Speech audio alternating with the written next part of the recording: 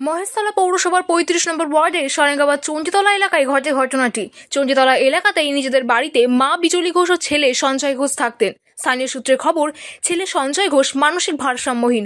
বেশ কিছুদিন আগে নিজের মাকে মারধর করে সঞ্জয়। সকাল থেকে স্থানীয়রা পচা গন্ধ অনুভব করতে থাকে। সন্ধ্যাবেলায় হঠাৎ রহস্যজনকভাবে বাড়ির ভেতরে থেকে ধোঁয়া দেখতে পায় স্থানীয়রা। এরপরই খবর দেওয়া হয় দমকলে এবং মহেশতলা থানায়।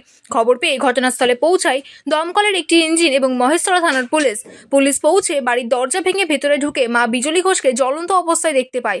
দমকল কর্মীরা তড়িঘড়ি আগুন নিয়ন্ত্রণে এনে দেহ উদ্ধার করে হাসপাতালে নিয়ে গেলে চিকিৎসকরা মৃত বলে ঘোষণা করে তাকে। ঘরের ভেতর থেকেই ছেলে সঞ্জয় ঘোষকে আটক করে নিয়ে যায় মহেশতলা থানার পুলিশ। ঘটনার খবর চাউর হতেই এলাকায় ব্যাপক চাঞ্চল্য ছড়ায়। স্থানীয় বাসিন্দারা জানান, গত ৩ থেকে ৪ দিন ধরে মা বিজয়ী ঘোষকে দেখা যাচ্ছিল না। তাহলে আগেই কি বিজলি ঘোষকে খুন করে পরে দেহ লোপাটের চেষ্টা করে ছেলে? সে বিষয়ে তৈরি দানা পাচ্ছে রহস্য। পুলিশ ইতিমধ্যেই ছেলেকে আটক করে থানায় নিয়ে যাওয়ার পাশাপাশি একটি অস্বাভাবিক মৃত্যুর মামলা রুজু করে দেহ ময়নাতদন্তের জন্য পাঠিয়েছে। গোটা ঘটনা তদন্ত শুরু করেছে মহেশতলা থানার পুলিশ।